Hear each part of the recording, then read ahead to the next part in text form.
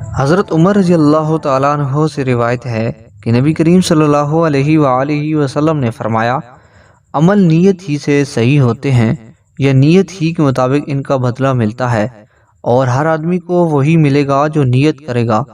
پس جو کوئی اللہ اور اس کے رسول کی رضا کے لیے ہجرت کرے، اس کی ہجرت اللہ اور اس کے رسول کی طرف ہوگی، اور جو کوئی دنیا کمانے کے لیے یا کسی عورت سے شادی کرنے کے لیے ہجرت کرے گا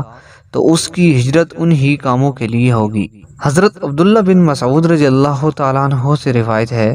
کہ نبی کریم صلی اللہ علیہ وآلہ وسلم نے فرمایا، جب آدمی ثواب کی نیت سے اپنے اہل و عیال پر خرچ کرے، پس وہ بھی اس کے لیے صدقہ ہے۔